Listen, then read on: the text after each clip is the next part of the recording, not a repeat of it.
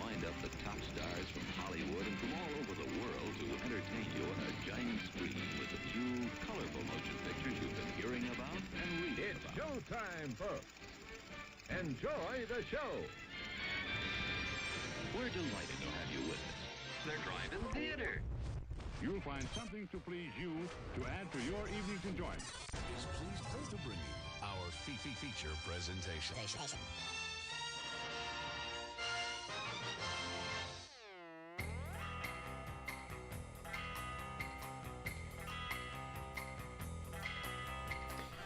Good evening, everyone. It is another Monday night. You are hopefully joining us live. If you're not joining us live, you're listening to this podcast somewhere, but this is the Drive-In Speaker Box podcast. I'm your host, Bo, the boom operator. I'm Slick Doggy the Grit. And it is July 13th, 2026. Thanks for joining us. We're going to be here for the next hour talking to you guys about movies. Thanks for the subs over on Twitch. Wow, 1,860 day sub there over on Twitch. If you guys are listening to just the audio version of this podcast, consider joining us live sometime. It's a lot of fun. It's every Monday night, right here on Twitch, or you can. There's another way to watch it. You can watch it on. We don't really do the Facebook anymore because we were getting our stream kicked out. So I'm like, okay, well let's give Facebook a break. But it is Twitch and it is YouTube. We like Twitch. We come on about 20 or 30 minutes early each week and have a little Twitch pre-show. It's a lot of fun. So thanks for joining us. But yeah, so it's been a week. We got through the 4th of July holidays. Movies came out. There's a lot more stuff happening. I actually finally went and saw, I know I've been talking about this movie for 2 weeks, but I went and saw Gail Daughtry and the Celebrity Sex Pass, which I'm going to be reviewing in the second half hour of the show. So stick around for that. And Jake, did you see anything this week? Man, you know what? I think that was the only new thing our theaters had that wasn't an Indian movie that you guys hate me talking about. So what I did instead was I watched an Indian movie. I almost did. That's what was available at home too, as far as new movies. But I watched the One Piece Heroines special that was on Netflix. Well, speaking of animated features, did you guys see the trailer for the Last Airbender Aang film coming out on Paramount Plus, which I think they should have just dropped this sucker in a theater, but it is streaming July 25th. A whole new trailer just dropped this week. Very cool. Very excited. How many Last Airbender things are they going to have going at once?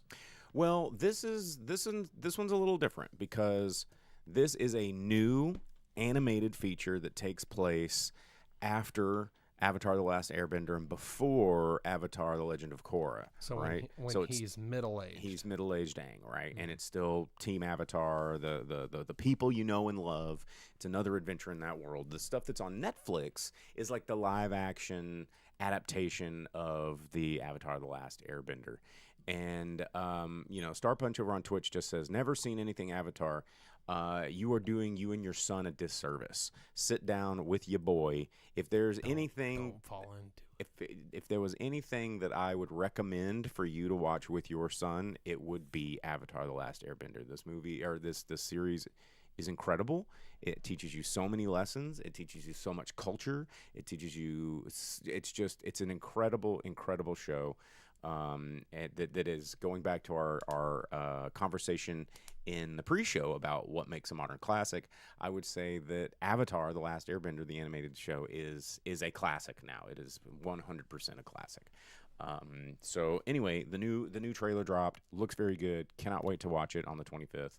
So yeah, don't squint at me because you haven't even seen it. I've seen several episodes. No, you fucking haven't seen shit, dog. I've seen several episodes. That does not mean that you are an expert. That would be like me going, well, I watched the 2 episodes of Star Trek, Brave New World, Star Trek, stupid. If it's a classic, I think Two Stupid Dogs gets to be a classic. No, I think you just have not watched Avatar. You're like started chapter 1, got 3 pages in, and you're like, I don't think I like this. This is stupid.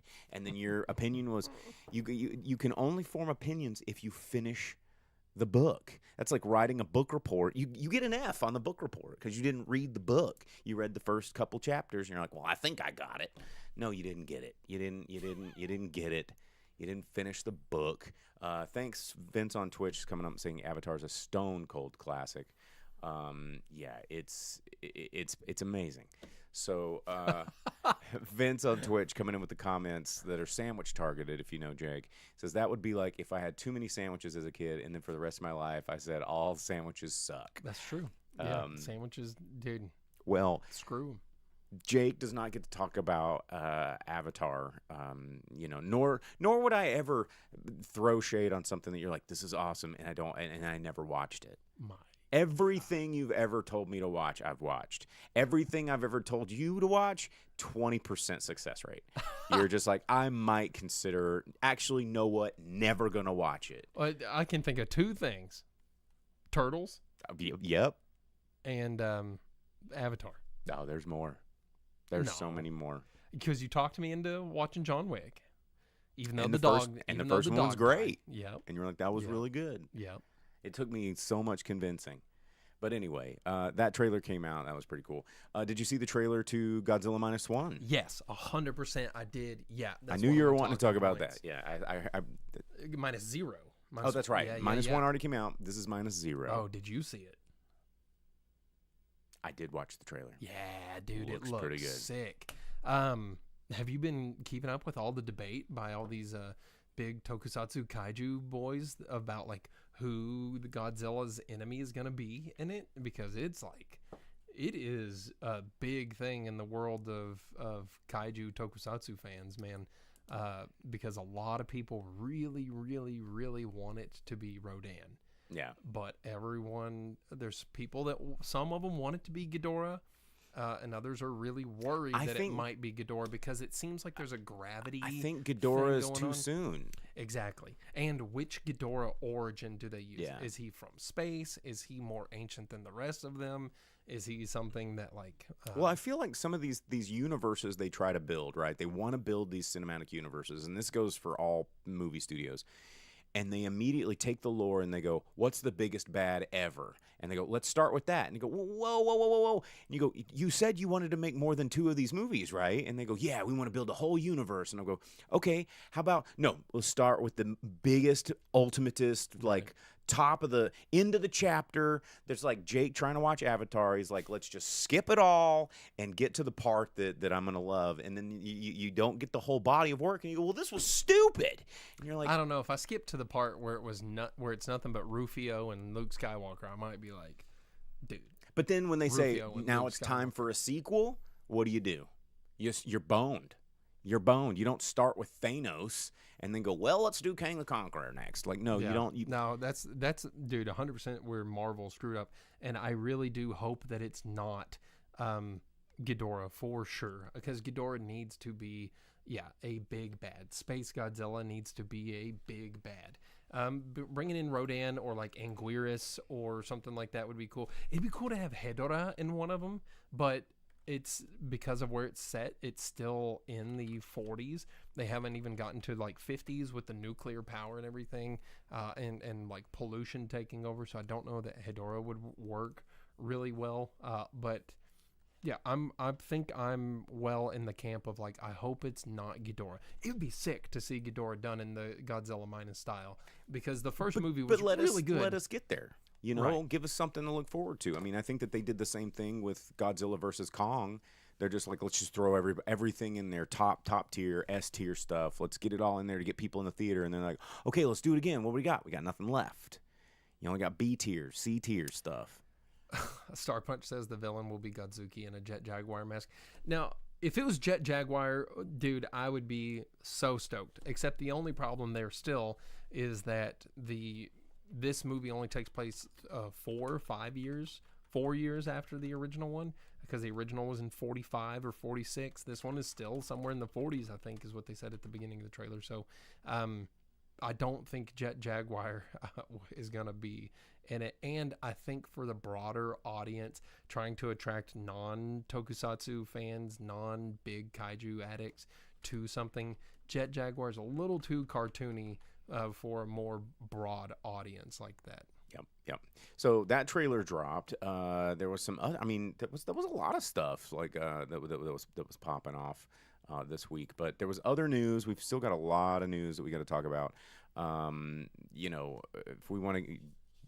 Do we want to jump into the sad news? Yeah, because there's the big one, and we got some other. Yeah, we can bring it up on a positive note after that. We had 2 celebrity passings this week. One I know you all probably heard about, but Wai Ching Ho, who you probably didn't hear about, she's been in a lot of stuff, but most people knew her in the United States as Madame Gao in Daredevil, but she has had a huge career overseas, and she passed away this past week at age 82. She'd been in the biz for a long time. So very sad to see that one. And then, of course, the one that everybody's talking about right now, it's in all the social media, Sam Neill. I mean, dude. He was 78, but still. But it's Sam Neill. Like, Sam Neill's one of those dudes. He for a lot of people was that. Of course, you think about Sam Neill. Most people think Jurassic Park because he just had this calm, collective, like, comfort to him in most of his roles, even his roles that were like terrifying, like in The Mouth of Madness or the space one, Event Horizon. And he is just always calm. Even if he was in a horror movie where he's terrifying, he's always just a possession. He was just so good. Dude, he was in big movies. Hunt for Red October. Dude, he was so cool. He was Merlin on TV. Oh, yeah. Yeah, and the limited series. They even brought that back. That was like a student of Merlin thing, and he came back and was Merlin. He was in Event Horizon, Jurassic Park. Event Horizon and JP3 have been memed to death now, too. To death. Man, what else was he in? He's been in so many There's things. another big one. Oh, he was in The Jungle Book from the 90s. Jungle Book. Yep. Yeah, of course.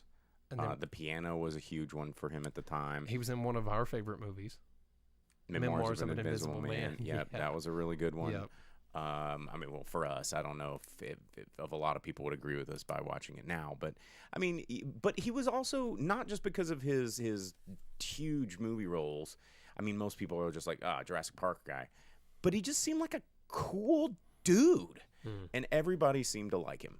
They're like, yeah, Sam Neill rules. Well, you know what? Talking about Godzilla, he still has 3 movies coming out, and the Godzilla X Kong, whatever that next one is, he's in that movie. So, that's right, he is. Yeah, like one of his final films, if not the final film, will be a Godzilla movie. Well, pour one out to old Sam Neill. He's everybody's, as Vince on Twitch pointed out, the GIF. They're like, oh yeah, it's the GIF guy for the Gen Z and Gen Alpha people that never watched any of his movies. They're just like, yeah, he's the guy that does this. Go watch Event Horizon. Go watch Event. And honestly, go watch In the Mouth of Madness. That was a movie when it first came out. I don't think I was old enough to really appreciate it, but I believe that's another Wes Craven. Don't quote me on that. I think, though, I'm just pulling this straight out of the dome. But revisiting it as an adult, I was like, this is a good movie. He's like this deranged writer, and it's good. It's good. But if you've never seen Event Horizon, do yourself a favor. That movie's great, and also will freak you out. Spaceship flying to hell? Get out of here. It's so much more than just the meme of him going, oh. Yeah, it's true. But, sad day, Sam Neill. We're going to miss you, buddy. What else you got? Oh, what else I got? Yeah, because the Digger trailer. Have we talked about the Digger trailer yet? No, do it. I didn't watch it. I saw about it, but I didn't watch it. So the teaser. So I caught the Digger the preview trailer, which was in theaters about 2 weeks ago. I saw it. I can't remember what movie I was in, but it was this weird. The trailer was bizarre because it was a supercut of all of these characters that Tom Cruise has played in his life, starting from like Risky Business, and there was Jack Reacher, Edge of Tomorrow, like Mission Impossible. Like the licensing for this master cut it must have been insane. But it's just all these, like Interview with a Vampire, like we did Top Gun, what was it, Platoon that he was in, or one of those. He was in one of those Nam movies. I can't remember which one. Tom Cruise. Yeah, and he's just like he was in what was it, Born in the USA or Maybe I'm thinking Born in the USA. Anyway, whatever. A Few Good Men, like all the things. And then it's like, and now for the role of his life, it's Digger. And it just showed him in the suit with a shovel, and that was it. And I was like, Born on the 4th of July. I was like, what the heck? And then I just caught the full trailer this week. And honestly, I know, hot take, everybody I think that's a fan of the show knows that we like Tom Cruise. I think he's a crazy human being. I would not want to have a beer with this guy. Oh, I would. No, I don't want to have a beer with Tom Cruise. But I think that, he is a pretty amazing force in the movie making. Like, if you're the timeline of Hollywood from the beginning to the end, he was a very significant part of this, and he has made some pretty incredible movies. But this Digger trailer, it looks great. John Goodman's in it. He's playing the president of the United States, and it's about this billionaire, trillionaire guy who's got some operation in Antarctica or whatever. Whatever he's doing there is causing some major global, potentially serious catastrophic shit. But they're like, well, you got us into this mess. You got to get us out. And he's this just trillionaire tycoon that's just a dickhead, kind of like that role he was in with what was that character he played with he was the producer with the in Tropic Thunder. Tropic Thunder, and then he made a cameo and whatever else. But he's like this old dickhead. And the trailer looks good. It was kind of giving me a little bit of the Kubrick Slim Pickens kind of vibes, with the from my brain, How I Learned to Love the Bomb. Yeah. So it was giving a lot of that. And does it show him the Doctor Strangelove riding the bomb? Yeah, it was giving Doctor Strangelove, and I'm kind of into that. And honestly, some of the shots were also giving Doctor Strangelove from their composition. So yeah, a lot of weird up ceiling shots. And if a lot of people Les Grossman. Okay, thank you in the comments. So I don't know if anybody knows anything about this movie, so I'm giving you some news. But it's also directed by Alejandro Inarritu, and if you guys don't know him, he's a really good director. The Revenant, A Beautiful Babel, everybody knows these. I mean, this dude has done some seriously interesting movies. That 21 Grams was pretty cool, but he doesn't make a lot of movies, and to make this sort of big, loud, dark comedy with Tom Cruise, it's like, okay, I need to look past what I'm seeing in this trailer, because if he's the director, it's going to be more than meets the eye. So I'm pretty curious about seeing this, because he usually only makes snobby ass art movies, and I'm into it.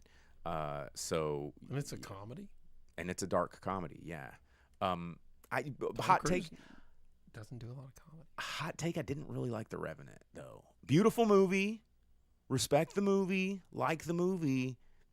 Didn't think it was. I just didn't enjoy it that much. I can't think of any full on comedy movies that Tom Cruise did where he's actually, other than Rain Man.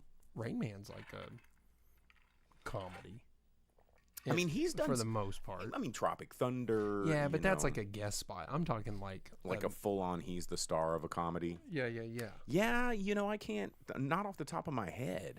What's that movie where he's the dude in charge of the bros, and he's like, "Yeah, you get out there and you be a man."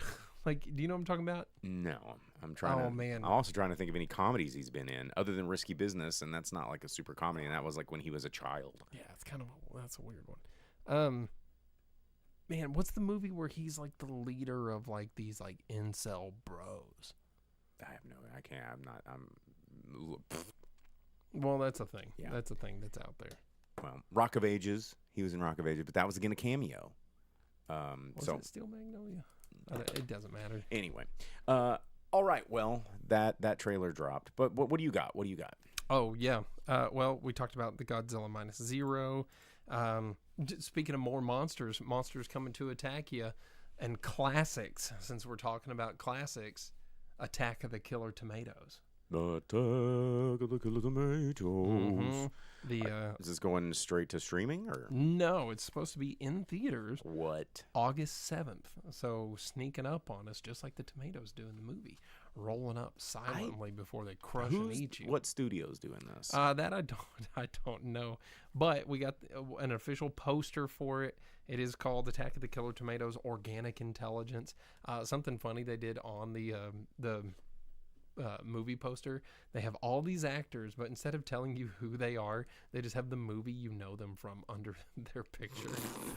I mean, that's smart. Yeah, so that's pretty funny. But the trailer for it, which is the craziest thing, it's coming out on the 7th of August, less than a month away. Yeah. It doesn't have a trailer out yet. They're debuting it at Comic-Con, so we're going to get a trailer for it, And then the movie's not available to immediately the gonna come out. public, and then the movie comes out less than 2 weeks later. I don't know if that's smart. Yeah, well, well, and but- maybe it's only going to be like in theaters for like a week. Yeah, like a limited, and then handful they of theaters. Throw it on Shudder. Or I'm something. sure. Yeah, but man, if you like Attack of the Killer Tomatoes like I do, if you've seen at least 2 of the movies and the cartoon, because there's 4, 5 Attack of the Killer Tomatoes movies, and then the cartoon, which was great.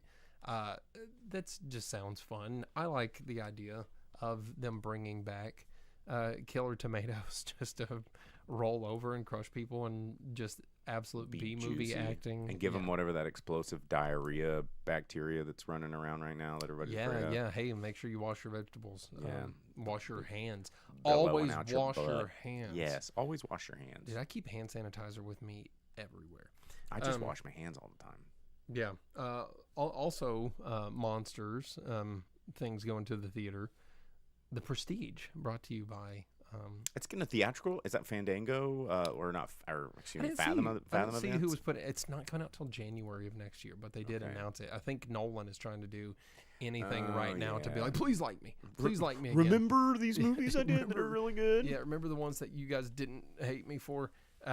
So Prestige is getting a 20th anniversary release in January. I remember watching that movie in the theater and being just like, And you're like, oh man, I meant to buy a ticket to The Illusionist. And- no, I was blown away, man. I was like, dude, this movie's crazy. And I had a really good time watching that because Hugh Jackman That was a and good movie. What's his name? Batman. Christian Bale. Christian Bale. They're both so good in it, and Michael Caine is awesome there.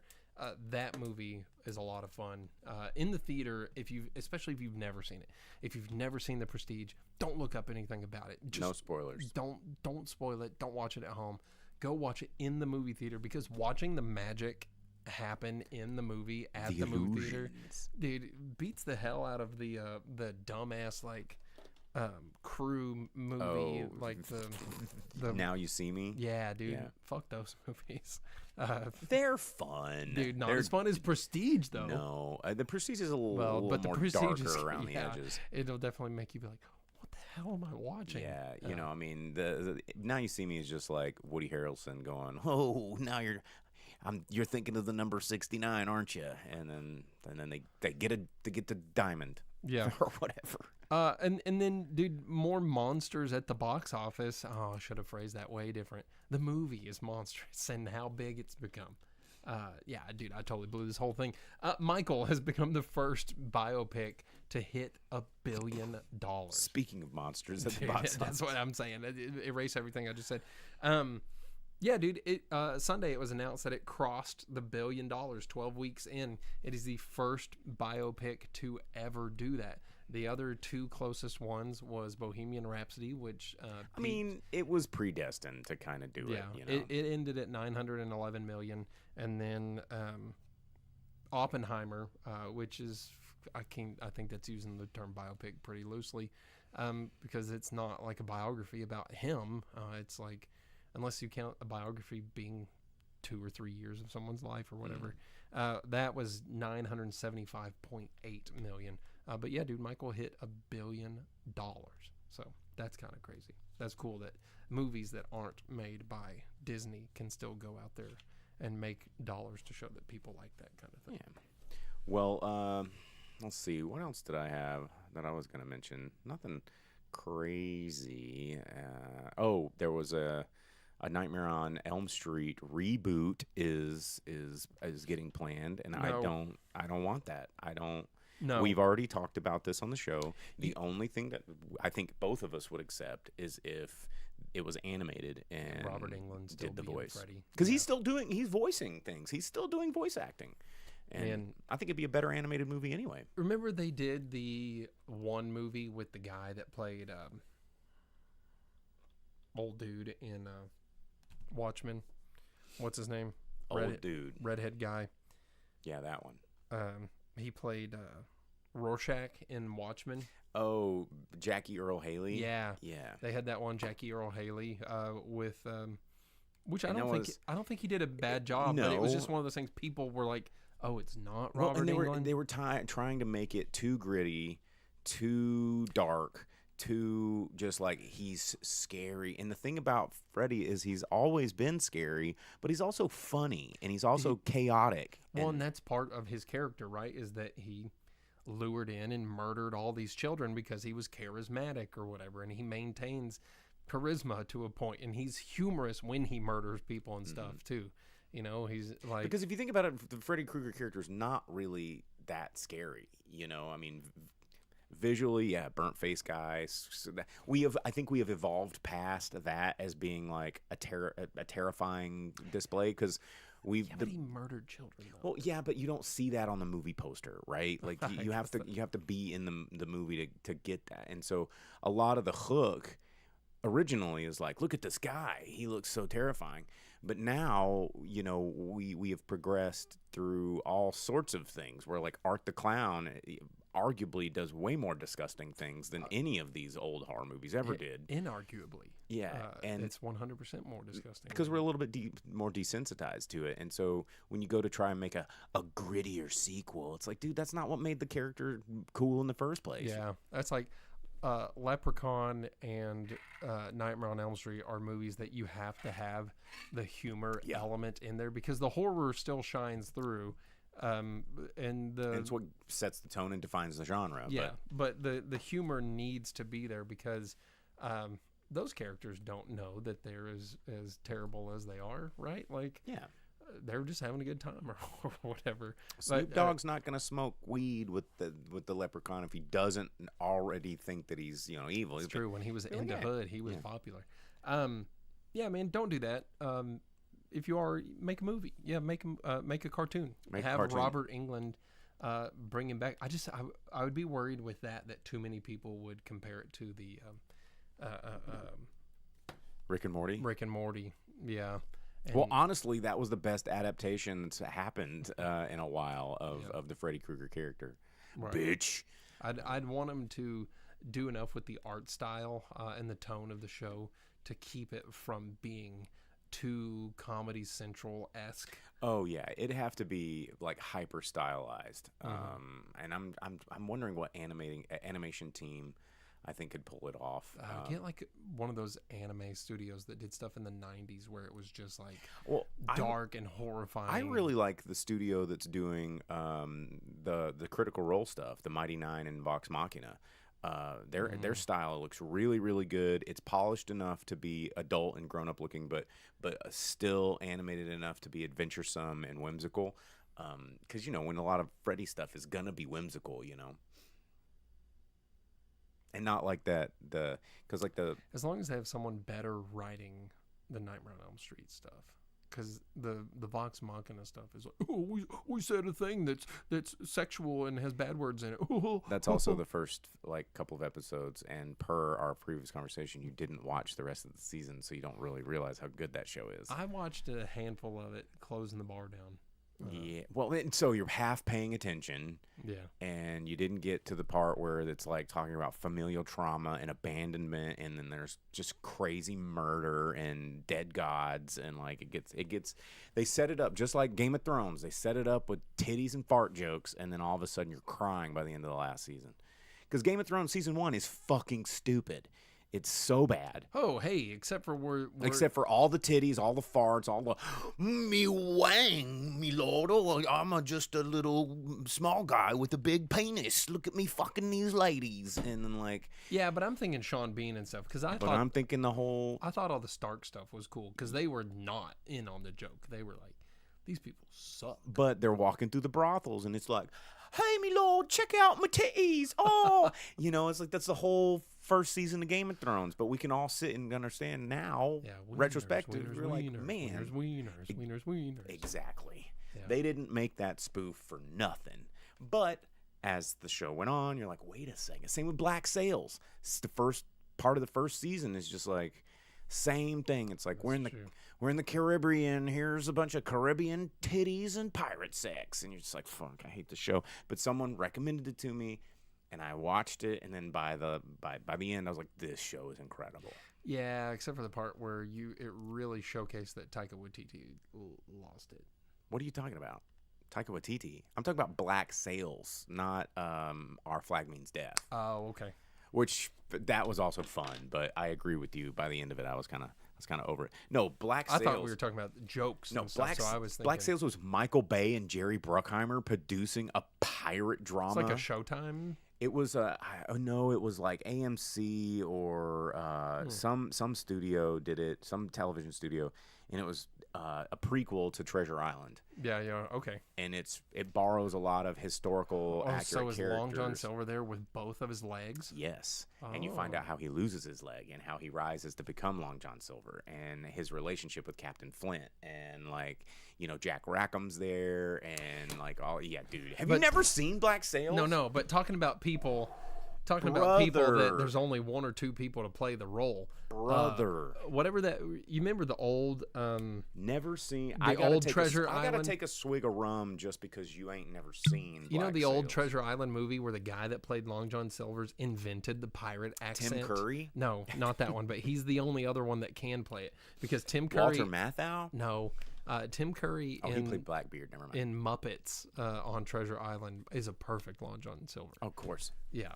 Well, in the show Black Sails, you're just like, how does this guy become Long John Silver? Because he's just so innocent and nice at the beginning, and he was a cook. He was just just like in Treasure Island, and then you see the evolution of this whole thing play out, and he's actually a tertiary character because the main character is Captain Flint, and man, Black Sails rules. But you have to get past the first couple of episodes where it's just like brothel titties the whole time.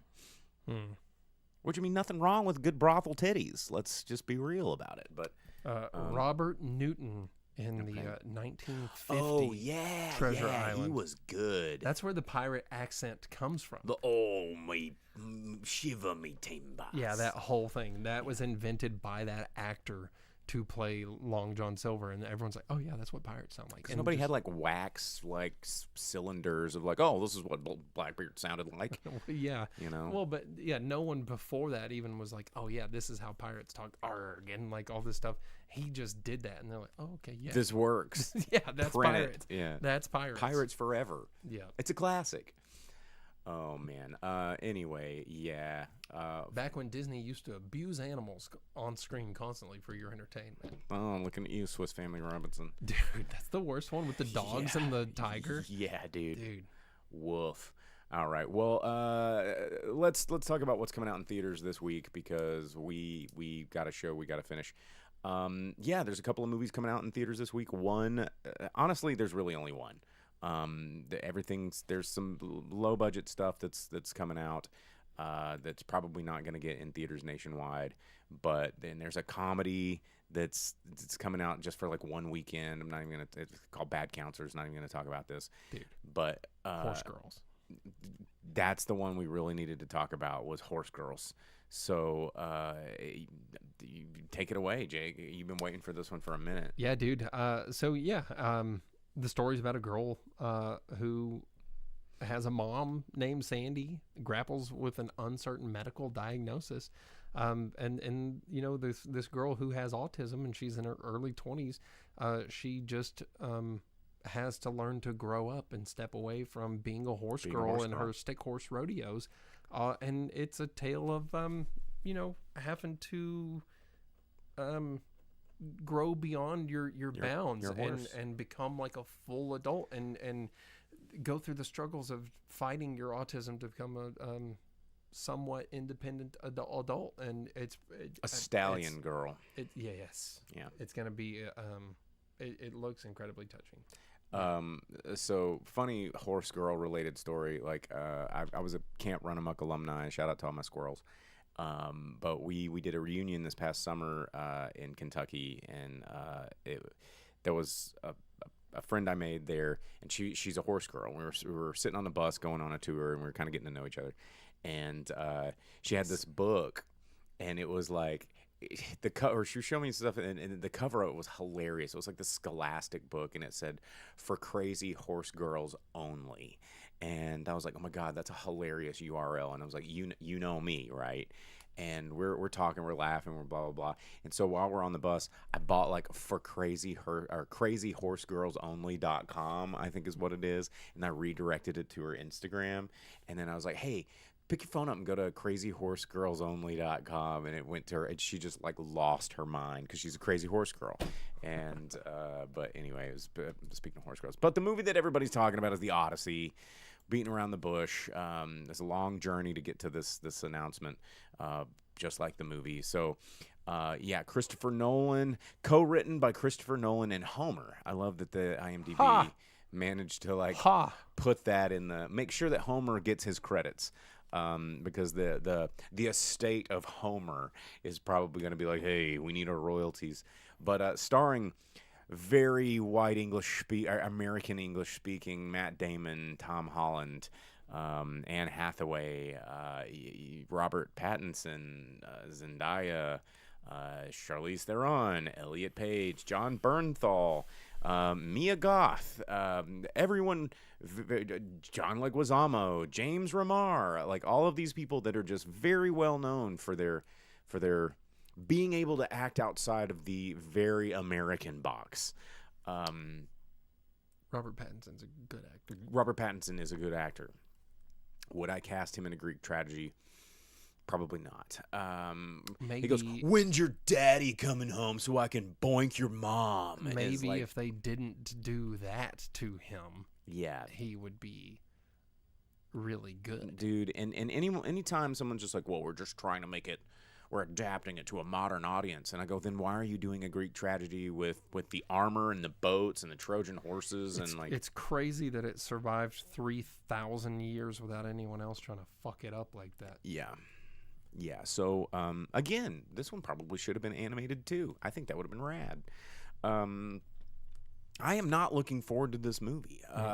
No, give me my Sean Bean Odyssey. Yeah, and this is 3 hours, mind you. And you're like, well, it's an epic. And I'm like, yeah, it's going to be epically long and probably boring. And it's like, and the thing is I like Matt Damon, and I like Tom Holland, and I like Anne Hathaway, and I really like Robert Pattinson. You know, and Charlize Theron is great. And John Bernthal is good at what he does, is being an angry kind of boss tonight that comes in. He's like, yeah, I'm gonna kick your ass, bro. Like, and he's gonna come in with like a suit of armor, and he's gonna be like, hey, I'm the angry Roman guy, bro. And I just, unless every single one of these people just blows me away with the most transformative performance of their careers, I don't think this movie is gonna be that good. No. I think that its ratio on YouTube is very telling. And yeah, you talked about that last week. There was a lot of worry that was generated from the original trailers that showed all of the anachronisms and the lack of integrity towards keeping it at all historically accurate by giving them their fantastic armors, what everyone's dubbed this Batman suit. And then it just continued to get worse, and the last one was too much, because you can't have a 3.5 foot tall. Man, I can't. I don't know what I'm allowed to say on the internet. Listen, it's not gonna be. It's not it. It'll be pretty. And the sound will probably be interesting, but will it, or will it be like they've shown in the trailers, and it's just a lot of gray? Well, and I think there'll be vistas, there'll be ocean waves, there'll be boats sailing, there'll be islands. It'll look cool. But as Vince just said on Twitch in a comment, he said, quote, I'm tired of seeing every interviewee interviewing Nolan being so up his ass about this movie. And Dude, their damage control is awful. Completely. Like, turning off every comment on every post on X. Nolan coming out there and trying to do his best to dig this thing out of the hole that his actors have put it in. And his choices and these actors have put it in, because their interviews are not helping at all. it's like a high school production of The Odyssey with $1 trillion budget. It's 100% like a high school thing where people are like, yeah, it's just for high school. Who cares? Except it's not for high It's school. like, oh, it's the prom king and queen that are the starring roles. Like, hell yeah, we love them. We're gonna go Right. see this. And Matt Damon and Robert Pattinson are doing, and they're doing great. They're great. in their public I love appearances. Matt but Damon. everyone else is really screwing this up for them. Something real bad. And also, fuck you, John Leguizamo. Yeah, you had a bone to pick with him last week. So mad.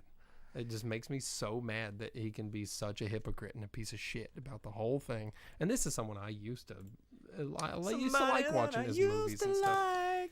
Anyhow, screw this movie. All right. Well, it's coming out in theaters this week, and you can check it out. It's gonna, be in a whole lot of theaters. But I'm gonna find something very different to watch for you guys, because I am not going to. I'm gonna find the Sean Bean Odyssey, and I'm gonna watch that again. We're gonna just review like it. I did when it was on TV. You remember when that one was on TV, and that was an event. That was an event. It was like, get on TV, man. Sean Bean's Odysseus, and I was like, yo, Yeah, let's go. But speaking of odd things and different things that are in the theaters that you could watch, Dude, I'll watch Sinners instead of that. I went and saw a new movie that just came out in theaters. It's only in 800 theaters right now, so if you've got it in a theater near you, you should check it out, because it's not in a lot of places. But it's Gail Daughtry and the Celebrity Sex Pass. This is a movie I've been talking about for a couple of weeks, because the pedigree of this movie is some of my favorite comedians. I don't like a lot of comedies, but David Wayne, Ken Marino, you throw in all the Reno 902 or Reno 911 people, the Old State people, the Wet Hot American Summer crew, and like Joe Latrulio. Sign me up. Like, I'm down, right? If Michael Ian Black shows up, I'm down. Kerry Kennedy, I'm down. So this movie will probably disappoint a lot of people that aren't into the sauce, right? If you are not into this brand of comedy, then David Wayne is a very particular style of comedy that I think one of the reasons that he's never become like this big household name like some of the other situational comedy writers of the past 10 years have been, is because he's just so bizarre and he doesn't bend. He's just like, this is my kind, this is what I like to do. And he's very like, the Hollywood likes him because he's a funny guy, but he loves tropes. That's his whole thing. But he doesn't like he ham bones, but he doesn't spoof, which is a very odd thing to, like Naked Gun, for example. That's slapstick and a lot of parody. Scary Movie is, we're parodying and talking about tropes, but it's like this slapstick trope. David Wayne, everything is kind of serious to everybody on camera, but they're going through all of these tropes, and they deadpan a lot of these tropes. So it's like, it's a trope, and everybody involved, you're like, yes, we all know this is a trope, and this is all really stupid, but we see this in so many things that it's serious, right? And there's a scene in this movie, for example, where Ken Marino's he's a celebrity photographer, and he tells the story of like John Hamm is his white whale that he missed, and he tells the story of like why he keeps a roll of film in his pocket the whole time, like this important, like heartfelt story. And of course, every time it tells the story, it's like, it's just a little story, and everybody's like, no, that was a really long story. But this roll of film comes back at the end where there's this heartfelt moment, and you're like, wait a second. He goes, remember why you have the roll of film, and he like holds it out, and it's just the stuff that you see in all of these movies, and it's so dumb, but they're taking themselves so seriously. It's John Slattery playing himself, because they're trying to get to John Hamm, and John Slattery, of course, they find him in a garage doing like Tabo because he hasn't had a career since Mad Men, and he's salty about it. This movie is really good and really stupid all at the same time, and it's to try and explain David Wayne movies, it's too hard. You can't really do it. Despite your best effort, you can't do it. And I want to do it, and I want to explain to you the concept. The concept of the movie, I don't even know how I'm going to explain this. The main character, Gail Daughtry, she is a hometown queen. She was born and raised, never left the town, she was the cheerleader, is engaged to the high school quarterback, and they're getting engaged. And they're having this conversation, like jokingly, like, "Oh, who's your celebrity free pass?" Like, she works in a salon, and she's like, "Oh, Tom." And he's like, "You can't do your spouse. You have to do a celebrity." And she's like, "Well, I don't know, and blah blah blah." And she talks about it with her fiance. He's like, "Oh, well, it'd be you, dear, but Tilda Swinton if we're blah blah blah." And Crazy pick. Well, David Wayne, right? And so they're going to a book signing. That's my reaction. I'm like, what? They're going to a book signing where Jennifer Aniston's like reading her cookbook, which is also really funny. And then they come out of the bookstore, and then they're joking with each other. And he's like, "Oh, well, what if I never knew Jennifer Aniston? Well, I'm a fan now." And she goes, "Oh, are you going to change your celebrity sex pass to Jennifer Aniston?" He's like, "Well, maybe I will. Okay, yeah, then I guess it is." And he's like, "Oh, I left my keys and wallet back in the bookstore. Hang on, I'll be right back. Give me 3 minutes." And like an hour goes by. She's waiting. She goes inside, and he's like banging Jennifer Aniston. And she's like, he's like, but you said. And so she's like, "What the hell?" So she goes on this journey to go find John Hamm, who was her celebrity sex pass, because a psychic told her, like, "Well, you need to reset the slate. Like, you got to find your celebrity sex pass." So it turns into a Wizard of Oz story where they're trying to reach John Hamm, and he's like the Wizard of Oz. You can't have access to him, and they assemble this posse of people trying to help. And P.S. I have to say, give my shout outs to what's his name? David Wang, the young kid who was the next Karate Kid. Ben Wang. Ben Wang, yeah. I want to see more movies with this kid. He up and comer, fantastic. He just stole the show. But you had Ken Marino. You had, like I said, Dude, Ken Marino cracks me up, dude. I think that guy's really every time. John Flattery playing himself, hilarious, and then John Hamm playing himself, hilarious. And there's just you can't explain. You just can't explain it. It's so stupid and it's so tropey.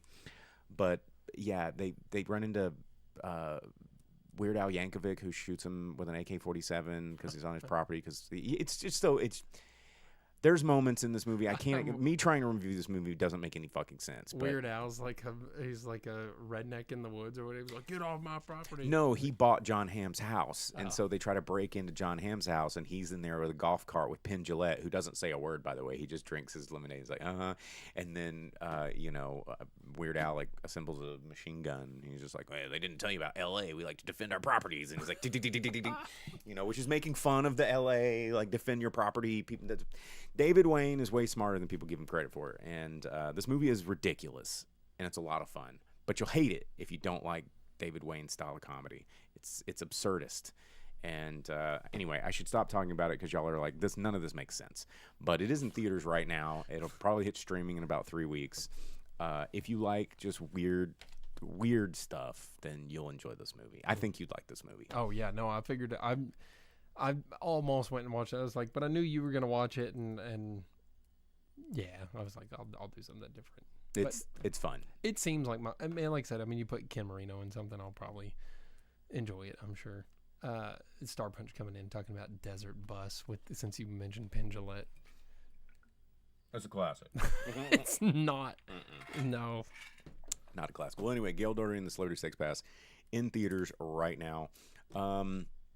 I don't have any other movies to review. I think we should just jump into the box office unless you have anything. Yeah, I watched sweating our balls off. I watched the One Piece Heroines. Oh, that's right. That's right. Animated special there on Netflix.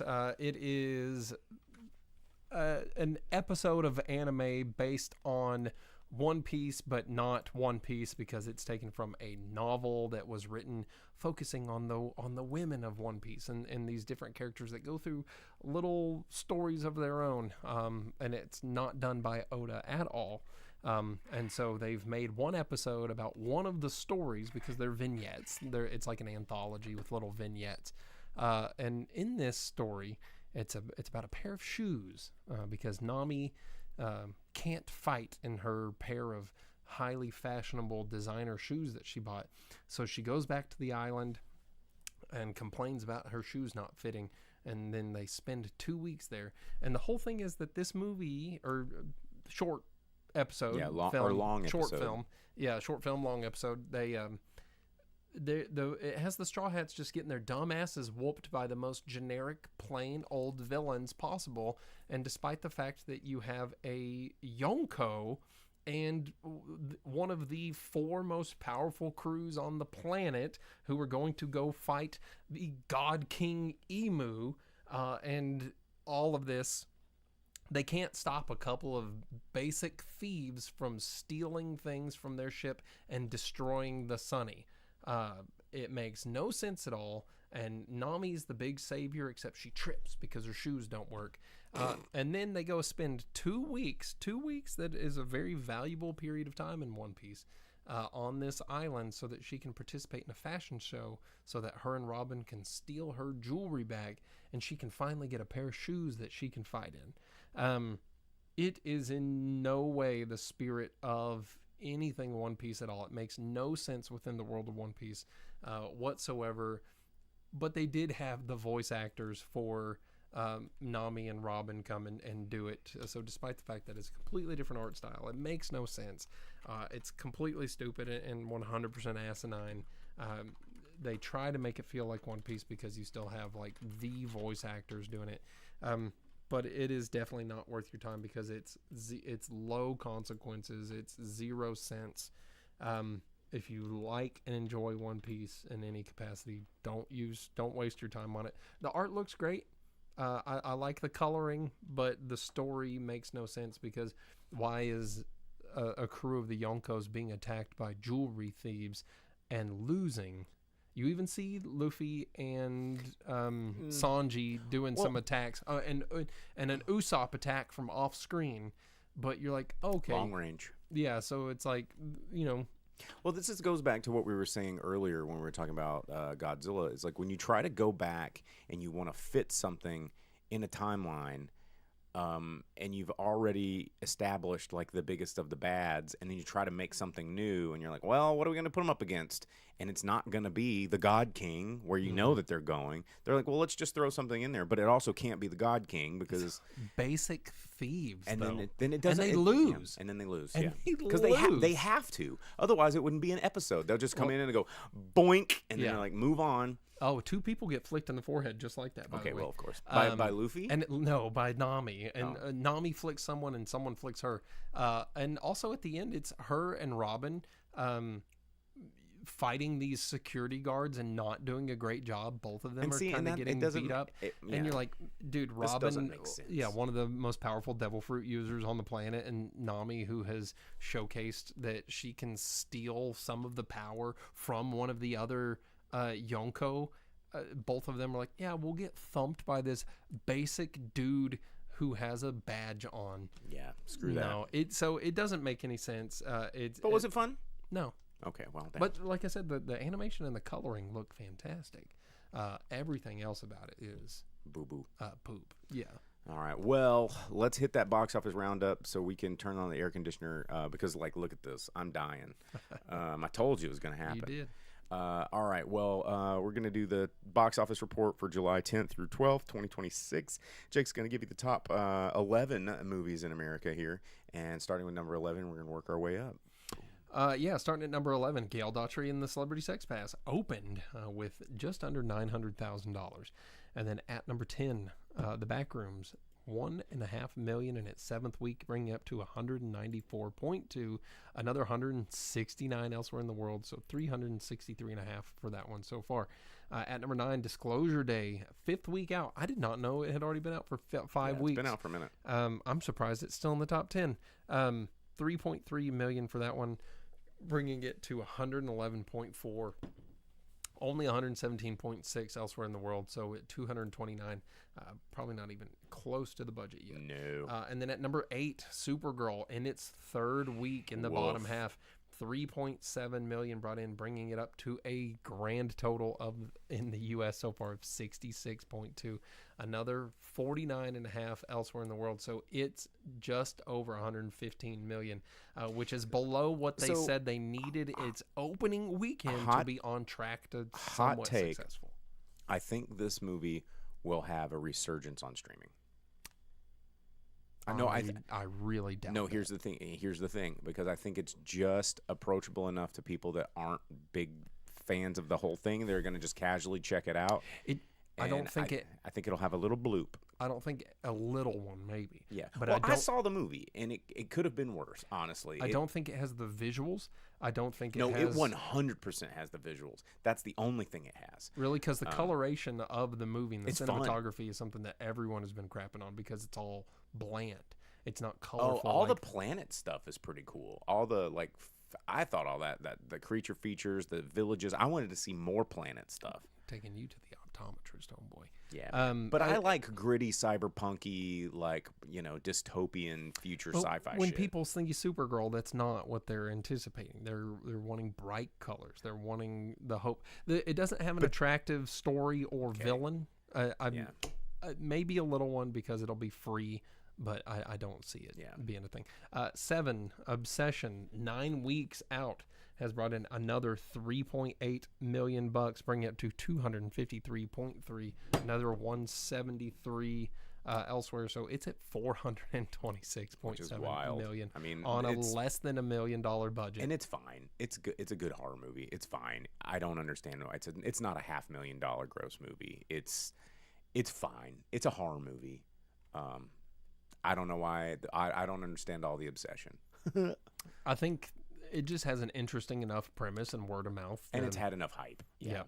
And then at number 6, climbing from the number 11 spot. This was the other movie I was gonna see, but didn't have a chance. The Invite, 5.7 brought in by that one. Third week, bringing it up to just over 7 million. 2.3 elsewhere. So it is now... at a couple $1 million, but it gained 712% of its theaters. It's in 1,600, and it gained almost all 1,600 of those just this week. So, and then at number 5, Young Washington, 6.9 million in its second week, 33.5 million bucks for that one. And then opening at number 4, Evil Dead Burn. Did you even remember that one was coming out? 13.7 million for that one. It's not one that I was really... I mean, I love Evil Dead, but I was just not... It's not Evil Dead. Though. It's not Evil Dead. Another 27 elsewhere across the globe, bringing it up to 40.7 so far. And so, I mean, it's not doing as good as Evil Dead Rise, but these kind of numbers are still showing that there's strength in the franchise, because they're not expecting hundreds of millions of dollars for these movies. Sure, but I think with Evil Dead Rise, it showed you that they were stepping away from Evil Dead and just keeping the name only. Yep. At number 3, Toy Story 5 brought in $19 million in its fourth week. 1 month out, still bringing in $19 million. With only being in 3,500 theaters, bringing it to $404 million in the U.S., $475 elsewhere. It's at almost $880 million. That was quick. So billion coming soon. And then at number 2, Minions and Monsters losing the top spot, 21.1 for it. Second week out, it's at 109 million. Interesting point of note, though, it was in about 1,000 theaters more than Toy Story 5. So the per theater average, more people went and saw Toy Story 5. So technically, I think if it was in more theaters, it probably would have held the number 2 spot. Yeah. Another 172 elsewhere for it, so it's at 281 million bucks. Not bad for a movie where they have all the models rigged and their CG and stuff already. Yeah, and they probably just said AI generate, and it was like. And then a movie taking the top spot, but nowhere near the kind of money. Disney is disappointed, dude. Disappointed. Bringing in only $43 million. Moana live action, heavy quotations, 52 elsewhere across the globe, bringing it to $95 million. They were hoping for like a $150 to $200 million in the U.S. alone. Global, easy. Yeah, for the opening weekend. Their global is under what they wanted from the U.S. alone. But when you're remaking a movie only a decade after the original because you want to put Dwayne Johnson in there before he gets too old, but he is already too old to do that. The bodysuit, the uninspired everything, it's just a shot for shot. Why not just watch the CGI, especially when all of the animals are still the same CGI that you saw anyhow. There's no point. There's no point to it.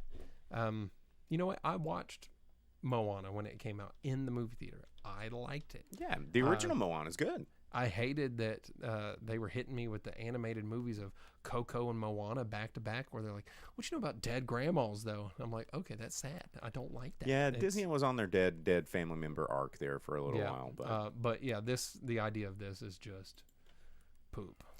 Well, all right, guys. Well, that is our top 10. That is our show. Thanks for joining us. Just to give you guys a heads up, because Arc Hog brought it up in theater or in the chat. We will not be here next week. I will be in New Orleans at Tales of the Cocktail with my bar team. So, make sure to like and subscribe. Follow us on Discord. There's plenty of drive-in speaker box you can have while we're not going to be here next week. You can get all those informational links on our link tree at driveinspeakerbox.com. And, with that said, I'm going to go turn this air conditioner on and upload this podcast. And we will see you guys on the 27th. See ya. Laters.